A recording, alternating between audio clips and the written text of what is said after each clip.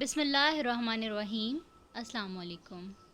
آج میں آپ سب لوگوں کے ساتھ قرآن پاک کے تیسرے پارے کے نصف سے آگے اس کا ترجمہ اور تفصیل بیان کروں گی۔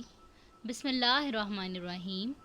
بے شک اللہ کے نزدیک دین صرف اسلام ہے، اور اہل کتاب نے صحیح علم آ جانے کے بعد صرف اس لیے اختلاف کیا کہ وہ باہم ضد اور حسد رکھتے تھے، اور جو کوئی اللہ کی آیات کا انکار کرتا ہے تو بے شک اللہ جلد حساب لینے والا ہے۔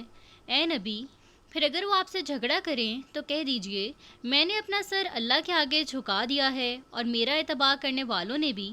اور اہل کتاب اور ان پڑھ لوگوں سے پوچھیں کیا تم اسلام لاتے ہو؟ پھر اگر وہ اسلام قبول کر لیں تو وہ ہدایت پا گئے، اور اگر منہ موڑیں تو آپ کے ذمہ صرف پیغام پہنچانا ہے، اور اللہ اپنے بندے کو خوب دیکھ رہا ہے۔ بے شک جو لوگ اللہ کی آیات کا انکار کرتے ہیں، نبیوں کو ناحق قتل کرتے ہیں، اور ان لوگوں کو بھی قتل کرتے ہیں جو انصاف کا حکم دیتے ہیں، تو آپ انہیں دردناک عذاب کی خوشخبری سنا دیجئے۔ یہی لوگ ہیں جن کے اعمال دنیا اور آخرت میں تباہ ہو گئے، اور ان کا کوئی مددگار نہیں۔ کیا آپ نے ان لوگوں کو نہیں دیکھا جن کو کتاب کے علم میں سے کچھ حصہ ملا؟ انہیں اللہ کی کتاب کی طرف بلایا جاتا ہے تاکہ وہ ان کے درمیان فیصلہ کرے، تب ان میں سے ایک گروہ منہ موڑ لیتا ہے اور وہ حق سے پھرنے والے ہیں۔ یہ اس وجہ سے ہے کہ انہوں نے کہا ہمیں آگ چند دنوں کے سوا ہرگز نہیں چھوئے گی، اور ان کو ان کے دین کی بابت ان باتوں نے دھوکے میں ڈال رکھا ہے اور جو وہ خود گھڑتے ہیں۔ پھر کیا حال ہوگا جب ہم انہیں اس دن جمع کریں گے جس میں کوئی شک نہیں، اور اس روز ہر شخص کو اس کی کمائی کا پورا پورا بدلہ دیا جائے گا، اور ان پر ظلم نہیں کیا جائے گا۔ آپ کہہ دیجئے اے اللہ، اے بادشاہی کے مالک، تو جسے چاہے بادشاہی دیتا ہے اور جس سے چاہے بادشاہی چھین لیتا ہے، اور تو ہی جسے چاہے عزت دیتا ہے اور جسے چاہے ذلت دیتا ہے۔ سب بھلائی تیرے ہی ہاتھ میں ہے، بے شک تو ہر چیز پر خوب قادر ہے۔ تو رات کو دن میں اور دن کو رات میں داخل کرتا ہے، اور تو مردہ سے زندہ کو اور زندہ سے مردہ کو نکالتا ہے، اور جسے تو چاہے بے حساب رزق دیتا ہے۔ اہل ایمان مومنوں کو چھوڑ کر کافروں کو ہرگز دوست نہ بنائیں، اور جو کوئی ایسا کرے گا تو اس کا اللہ سے کوئی تعلق نہیں۔ اللہ یہ کہ تم ان کافروں کے شر سے بچنا چاہو تو اللہ تمہیں اپنی ذات سے ڈراتا ہے، اور تمہیں اللہ ہی کی طرف لوٹ کر جانا ہے۔ آپ کہہ دیجئے اگر تم وہ بات چھپاؤ گے جو تمہارے سینوں میں ہے یا اسے ظاہر کرو، اللہ اسے جانتا ہے، اور وہ اسے بھی جانتا ہے جو کچھ آسمانوں اور زمین میں ہے، اور اللہ ہر چیز پر قادر ہے۔ جس دن ہر شخص اپنے کیے ہوئے اچھے عمل کو اور اپنے کیے ہوئے برے عمل کو اپنے سامنے پائے گا، وہ خواہش کرے گا کاش اس کی اور اس کی برائی کے درمیان دور کا فاصلہ ہوتا، اور اللہ تمہیں اپنی ذات سے ڈراتا، اور اللہ اپنے بندوں سے بڑی شفقت کرتا ہے۔ آپ کہہ دیجئے اگر تم اللہ سے محبت کرتے ہو تو میری پیروی کرو، اللہ تم سے محبت کرے گا اور تمہارے گناہ بخش دے گا، اور اللہ بہت بخشنے والا نہایت رحم کرنے والا ہے۔ آپ کہہ دیجئے تم اللہ کی اور اس کے رسول کی اطاعت کرو، پھر اگر وہ منہ موڑیں تو بے شک اللہ کافروں کو پسند نہیں کرتا۔ بے شک اللہ نے آدم کو، نوح کو، آل ابراہیم اور آل عمران کو تمام جہانوں میں سے نبوت کے لیے چن لیا ہے۔ یہ ایک دوسرے کی اولاد تھے، اور اللہ خوب سننے والا جاننے والا ہے۔ جب عمران کی بیوی نے کہا اے میرے رب، بے شک میں نے منت مانی ہے کہ جو بچہ میرے پیٹ میں ہے وہ تیرے ہی لیے وقف ہے، چنانچہ تو اسے مجھ سے قبول فرما، بے شک تو ہی خوب سننے والا جاننے والا ہے۔ پھر جب اس نے بچی کو جنم دیا تو کہنے لگی اے میرے رب، بے شک میں نے لڑکی کو جنم دیا ہے، اور اللہ خوب جانتا ہے جو اس نے جنا تھا، اور لڑکا اس لڑکی کے مثل نہیں، اور بے شک میں نے اس کا نام مریم رکھا ہے، اور بے شک میں اسے اور اس کی اولاد کو شیطان مردود سے تیری پناہ میں دیتی ہوں۔ چنانچہ اس کے رب نے اس لڑکی کو اچھے طریقے سے قبول کر لیا، اور اس کی بہت اچھی پرورش کی، اور زکریا کو اس کا سرپرست بنا دیا۔ زکریا جب محراب میں داخل ہوتے تو اس کے پاس کچھ کھانے پینے کی چیزیں پاتے۔ وہ کہتے اے مریم، تیرے پاس یہ کہاں سے آئیں؟ وہ کہتی یہ اللہ کی طرف سے آئی ہیں، بے شک اللہ جسے چاہے بے حساب رزق دیتا ہے۔ وہیں زکریا نے اپنے رب سے دعا کی، کہا میرے رب، مجھے اپنے پاس سے پاکیزہ اولاد عطا کر، بے شک تو ہی دعا سننے والا ہے۔ پھر جب وہ حجرے میں کھڑے ہو کر نماز پڑھ رہا تھا تو فرشتوں نے اسے آواز دی، بے شک اللہ تجھے یحییٰ کی خوشخبری دیتا ہے، وہ اللہ کے ایک کلمے عیسیٰ کی تصدیق کرے گا اور سردار نفس پر ضبط رکھنے والا اور نبی ہوگا۔ نیکوکار زکریا نے کہا، اے میرے رب، میرے ہاں لڑکا کیوں کر ہوگا جبکہ میں خود بوڑھا ہو چکا ہوں اور میری بیوی بانجھ ہے؟ فرشتے نے کہا، اللہ اس طرح جو چاہے کرتا ہے۔ زکریا نے کہا، میرے رب، میرے لیے کوئی نشانی مقرر فرما۔ اللہ نے کہا، تیری نشانی یہ ہے کہ تو 3 دن تک لوگوں سے اشارے کے سوا بات چیت نہ کر سکے گا، اور اپنے رب کو کثرت سے یاد کر اور صبح و شام اس کی تسبیح کر، اور یاد کرو جب فرشتوں نے کہا، اے مریم، بے شک اللہ نے تجھے چن لیا ہے اور تجھے پاکیزگی عطا کی ہے اور دنیا بھر کی عورتوں میں سے تجھے منتخب کیا ہے۔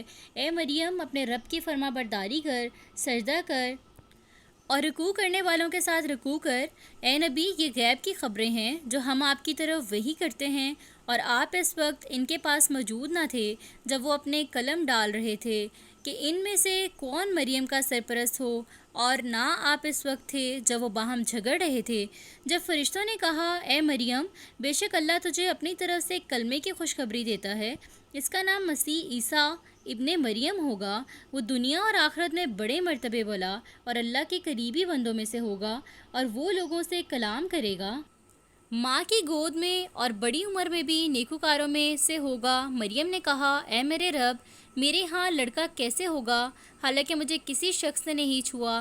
فرشتہ نے کہا، اسی طرح جو اللہ چاہتا ہے پیدا کرتا ہے۔ جب وہ کسی کام کا فیصلہ کر لیتا ہے تو اسے صرف یہ کہتا ہے کہ ہو جاؤ تو وہ ہو جاتا ہے، اور اللہ اسے کتاب و حکمت اور تورات و انجیل کی تعلیم دے گا اور اسے بنی اسرائیل کی طرف اپنا رسول مقرر کرے گا۔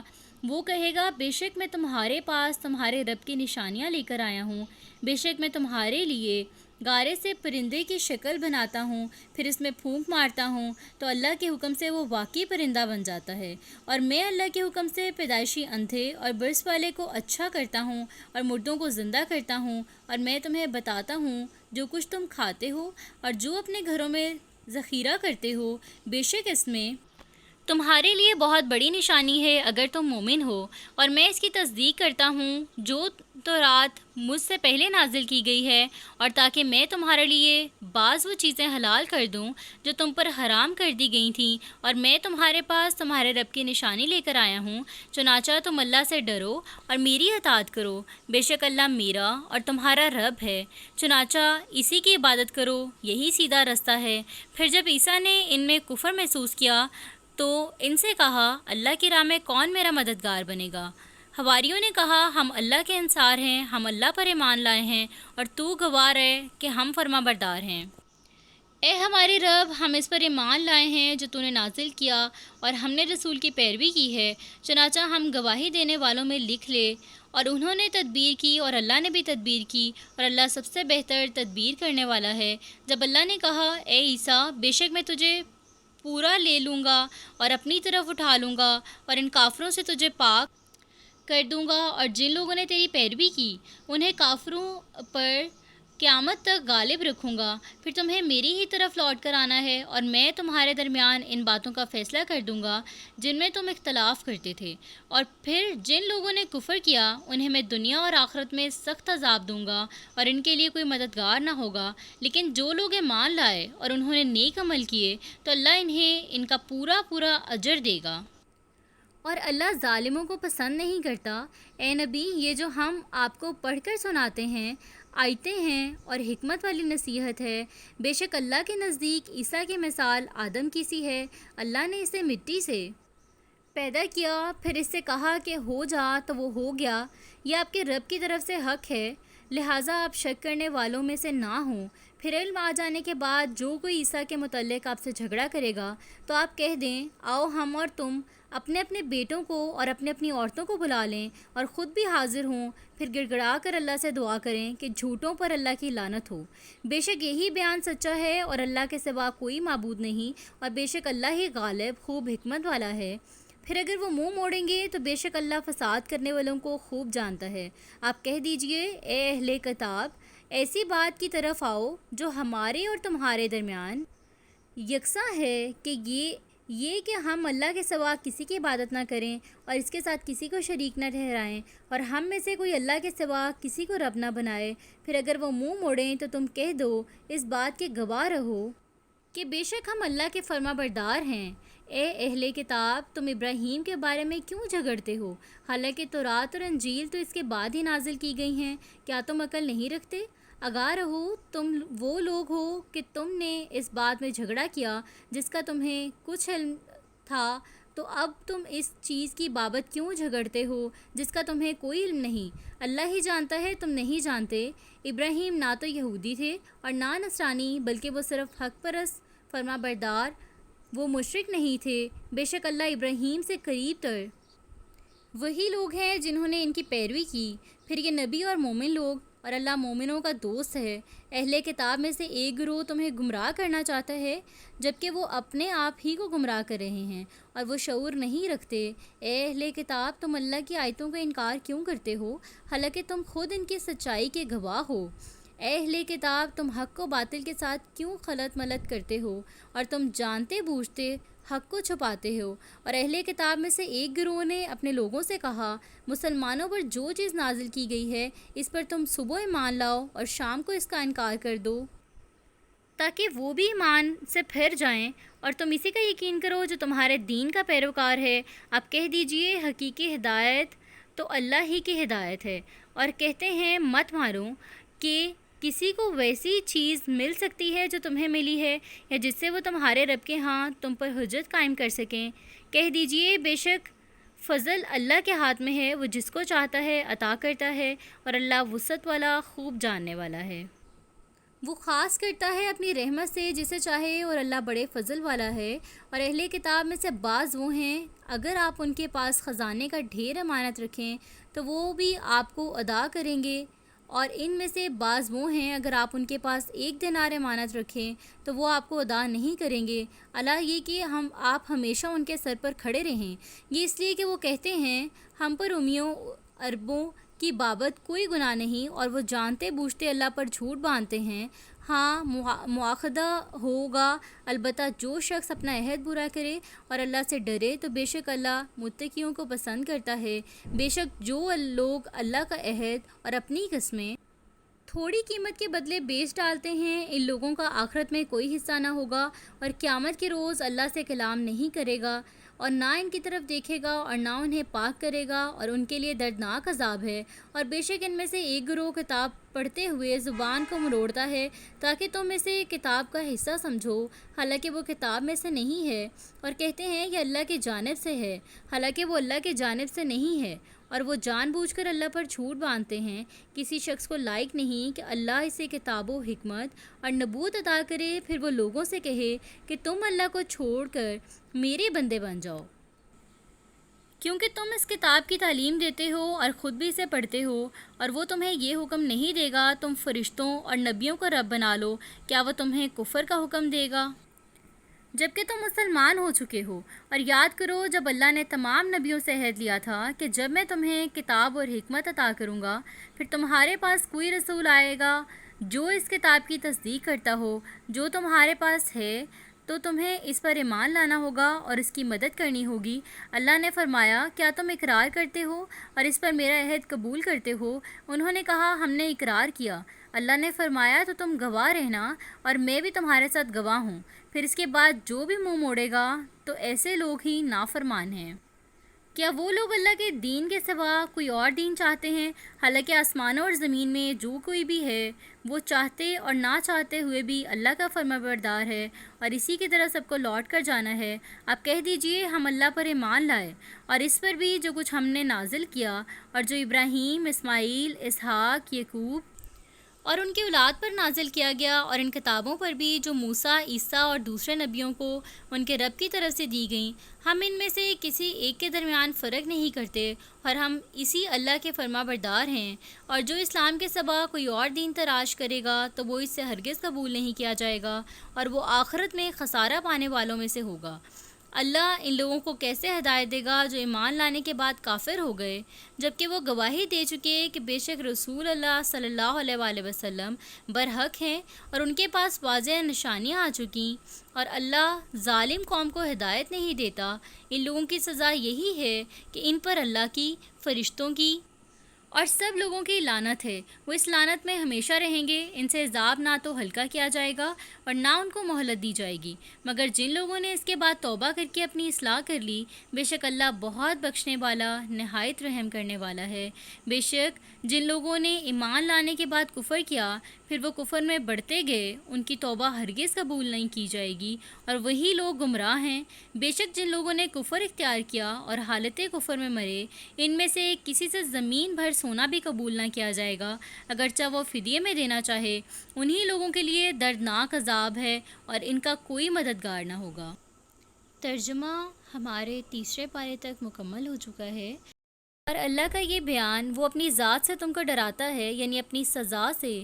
نبی کریم صلی اللہ علیہ وآلہ وسلم نے فرمایا، اللہ سے بڑھ کر کوئی غیرت مند نہیں، اور اسی وجہ سے اس نے بے حیائی کے کام جیسے زنا وغیرہ حرام کیے ہیں، اور اللہ سے بڑھ کر کوئی ایسا نہیں جو یہ پسند کرتا ہو کہ اس کی تعریف کی جائے، یعنی اللہ اس بات کو بہت پسند کرتا ہے کہ اس کی تعریف کی جائے۔ مریم کے اصل معنی ہیں اللہ کی بندی اور خادمہ۔ محراب مسجد میں امام کے مصلی کی جگہ، لیکن یہاں مراد وہ حجرہ ہے جس میں حضرت مریم علیہ السلام رہائش پذیر تھیں۔ نبی کریم صلی اللہ علیہ وآلہ وسلم نے فرمایا، بنی اسرائیل میں سے ماں کی گود میں صرف 3 بچوں نے کلام کیا، حضرت عیسیٰ علیہ السلام۔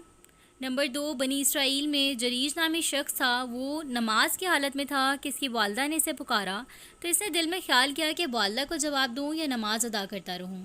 اس نے نماز جاری رکھی اور والدہ کو جواب نہ دیا، تو اس کی والدہ نے بدعا دی، اے اللہ، جب تک وہ فحشہ عورت کے چہرے نہ دیکھ لے اسے موت نہ دینا۔ چنانچہ ایک دن جریج اپنی عبادت خانے میں تھا، ایک فحشہ عورت نے اسے برائی کی دعوت دی، لیکن جریج نے انکار کر دیا۔ وہ ایک چراوے کے پاس گئی اور اس سے برا فعل کیا اور پھر ایک بچہ جنا۔ لوگوں کے پوچھنے پر اس نے کہا، یہ بچہ جریج کا ہے۔ لوگ یہ سن کر اس کے پاس آئے اور اس کی عبادت گاہ کو توڑ پھوڑ دیا، اسے عبادت گاہ سے نیچے اتار دیا اور گالیاں دیں۔ جریج نے اس مصیبت کی حالت میں وضو کیا اور نماز ادا کرنے کے بعد بچے کے پاس آ کر پوچھا، اے بچے، تیرا باپ کون ہے؟ بچہ بولا، فلاں گڈریا۔ تو وہ لوگ شرمندہ ہو گئے، انہوں نے کہا، ہم تیری عبادت گاہ کو سونے کا بنا دیں گے۔ اس نے کہا، نہیں، بس مٹی کی۔ نمبر 3، بنی اسرائیل میں ایک عورت نے اپنے بچے کو دودھ پلا رہی تھی کہ ادھر سے ایک خوش و زا خوبصورت سوار گزرا۔ اس نے اسے دیکھ کر دعا کی، اے میرے اللہ، میرے بیٹے کو ایسا بنا دے۔ بچے نے دودھ چھوڑ کر سوار کی طرف منہ کر کے کہا، اے اللہ، مجھے ایسا نہ بنانا، اور پھر دودھ پینے لگ گیا۔ راوی ابو ہریرہ رضی اللہ تعالیٰ عنہ بیان کرتے ہیں کہ جیسے میں اس وقت نبی کریم صلی اللہ علیہ وآلہ وسلم کو دیکھ رہا ہوں کہ آپ نے اس بچے کی طرح اپنی انگلیاں چوس کر دکھائیں، پھر اس عورت کے قریب سے ایک لونڈی کا گزر ہوا جسے لوگ مارتے جا رہے تھے، تو اس نے کہا، اے اللہ، میرے بچے کو ایسا نہ بنانا۔ بچے نے پھر اس کی چھاتی سے منہ ہٹا کر کہا، اے اللہ، تو مجھے ایسا ہی بنا دے۔ تو اس کی ماں نے تعجب سے پوچھا، یہ کیوں؟ یعنی تو اس خوشوزا سوار کی بجائے اس ذلیل لونڈی کی طرح کیوں بننا پسند کرتا ہے؟ اس نے جواب دیا، وہ سوار تو ظالموں میں سے ایک بڑا ظالم تھا، اور یہ لونڈی بیچاری محض بے قصور ہے۔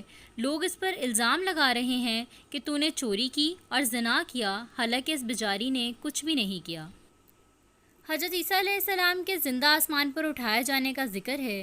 متواتر احادیث سے ثابت ہے کہ قیامت کے قریب آپ کا آسمان سے دوبارہ نزول ہوگا۔ ایک حدیث میں نبی کریم صلی اللہ علیہ وآلہ وسلم نے فرمایا، اس اللہ کی قسم جس کے ہاتھ میں میری جان ہے، وہ زمانہ قریب ہے کہ مریم کے بیٹے عیسیٰ علیہ السلام تم لوگوں میں عادل حکمران بن کر اتریں گے، تو وہ صلیب کو توڑ دیں گے، خنزیر کو ختم کر دیں گے، جزیریہ کو موقف کر دیں گے، اور مال اس کثرت سے ہوگا کہ اسے کوئی آدمی قبول نہیں کرے گا، ایک سجدہ دنیا و مافیہ سے بہتر ہوگا۔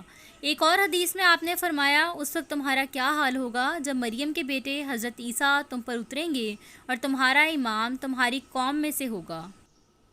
چنانچہ اس آیت پر عمل کرتے ہوئے نبی پاک صلی اللہ علیہ وآلہ وسلم نے عیسائی حکمرانوں کو مکتوب کے ذریعے سے قبول اسلام کی دعوت دی۔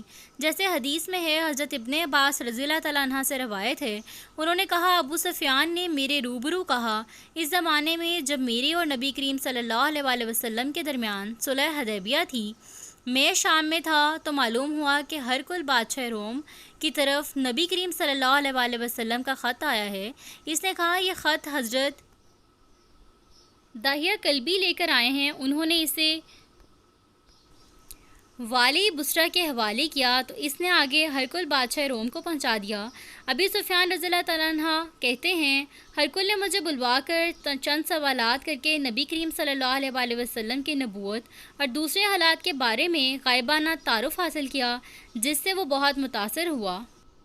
قرآن مجید میں اللہ کی جن صفات کا ذکر آیا ہے، جیسے منہ، آنکھ، ہاتھ، پنڈلی، اس کا آسمان دنیا پر نزول اور عرش پر مستوی ہونا وغیرہ، گویا جو کچھ بھی اللہ تعالیٰ نے اپنے لیے بیان فرمایا ہے، جو کچھ احادیث میں ہے، تو اہل سنت کا اس پر اجماع ہے کہ وہ اللہ تعالیٰ کی ان صفات کو بغیر کسی تعویل، تشبیہ، تمثیل اور تعطیل کے ان پر ایمان لاتے ہیں کہ یہ صفات ایسی ہیں جیسے اللہ کی ذات اقدس کے لائق ہیں، اور یہ کسی مخلوق کی صفات سے مشابہت نہیں رکھتی، جیسا کہ خود اللہ کے حکم الحاکمین نے قرآن کریم میں فرمایا، اس جیسی کوئی چیز نہیں، اور سورہ اخلاص میں ہے، اس کا کوئی ہمسر نہیں۔ انبیاء کرام لوگوں کو صرف اللہ کے لیے بلاتے ہیں، اس لیے وہ اپنی شان میں مبالغہ کرنے سے بھی لوگوں کو روکتے ہیں تاکہ لوگ انہیں بھی خدائی صفات کا حامل نہ سمجھ لیں۔ نبی اکرم صلی اللہ علیہ وآلہ وسلم نے فرمایا، مجھے اتنا مت چڑھاؤ، میری تعریف میں اتنا مبالغہ نہ کرو جیسے نصارہ عیسائیوں نے عیسیٰ ابن مریم کو چڑھا دیا تھا، میں تو بس اللہ کا بندہ ہوں، تو یوں کہو اللہ کا بندہ اور اس کا رسول۔ نبی کریم صلی اللہ علیہ وآلہ وسلم کی رسالت پر ایمان لانا فرض ہے، جیسے آپ نے بھی فرمایا، اس اللہ کی قسم جس کے ہاتھ میں محمد کی جان ہے، اس امت کے یہود و نصاری میں سے جو بھی میرے بارے میں سنے اور پھر میں جو پیغام لایا ہوں اسے مانے بغیر مر جائے تو وہ ہمیشہ کے لیے دوزخی ہوگا۔ علاوہ ازیں جبرائیل امین کا نبی کریم صلی اللہ علیہ وآلہ وسلم سے ایمان، اسلام، احسان اور قیامت کے بارے میں سوال کرنا، اور پھر نبی کریم صلی اللہ علیہ وآلہ وسلم کا ان باتوں میں کو ان سے بیان کرنا، پھر یہ فرمانا کہ یہ جبرائیل علیہ السلام تھے جو تمہیں تمہارا دین سکھانے آئے تھے، تو نبی کریم صلی اللہ علیہ وآلہ وسلم نے ان تمام باتوں کو دین سے تعبیر فرمایا، اور اس باب میں اس کا بھی بیان ہے جو نبی کریم صلی اللہ علیہ وآلہ وسلم نے عبدالقیس قبیلے کے وفد کو ایمان کے معنی بتلائے۔ نبی کریم صلی اللہ علیہ وآلہ وسلم نے فرمایا، قیامت کے دن کافر کو جب لایا جائے گا تو اسے کہا جائے گا، بھلا بتا تو صحیح، اگر تیرے پاس اس وقت زمین بھر سونا ہو تو کیا آپ اپنے آپ کو جہنم کی آگ سے بچانے کے لیے فدیہ میں دے دے گا؟ تو وہ کہے گا ہاں۔ پھر اس سے کہا جائے گا، دنیا میں اس سے کہیں آسان بات تجھ سے کہی گئی تھی، یہ تو اللہ کے ساتھ شرک نہ کرے، یعنی صرف اسلام قبول کرنے کے لیے کہا گیا، لیکن تم پر بدبختی غالب آ گئی اور تم نے انکار کر دیا۔ یہاں پر ہمارے تیسرے پارے کا ترجمہ اور تفصیل مکمل ہو چکا ہے۔ اللہ پاک اس پر ہمیں عمل کرنے کی